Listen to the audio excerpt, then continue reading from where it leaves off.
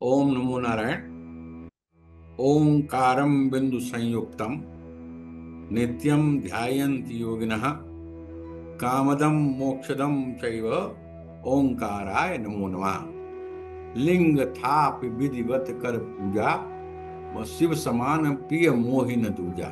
श्रावण के मास के इस पुनीत पर्व पर ज्योतिष जिज्ञासा के इस मंच से आज हम चर्चा करेंगे कि रुद्राभिषेक में हमें कौन कौन सी सावधानियां बरतनी चाहिए, जिससे हमारी पूजा से भगवान शिव प्रसन्न हो और उनका अनंत कृपा हमको प्राप्त हो। तो पहली सावधानी है कि हमें शिव जी के रुद्राभिषेक में जल धारा से ही जल चढ़ाना चाहिए। दूसरा, दूध तांबे के लोटे से नहीं चढ़ाना चाहिए।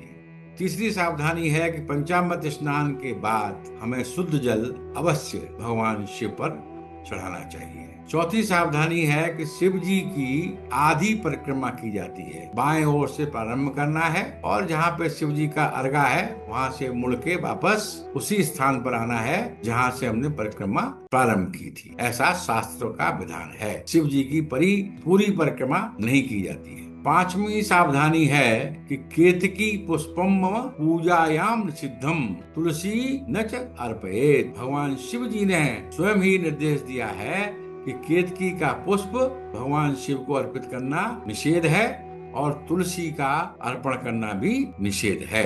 नेक्स्ट हमारा जो सावधानी है वो शनि पीड़ा से अगर कोई भी जातक परेशान है तो शमी का पत्ती भगवान शिव को रुद्राभिषेक में अर्पित करना चाहिए। अगर कोई रोगों से पीड़ित है तो वो गुर्च भगवान शिव जी को रुद्राभिषेक में अवश्य चढ़ाना चाहिए। जिस जातक की कुंडली में राहु और बुध सही नहीं है या उनका प्रभाव हमारे लिए निगेटिव है तो ऐसा होने पर हम भांग, जिसको विजया भी कहते हैं, और दूर्वा भगवान शिव जी के ऊपर चढ़ानी चाहिए रुद्राभिषेक करते समय। नेक्स्ट सावधानी है कि अखंड बिल्व पत्रेण पूजते नंदिकेश्वरा।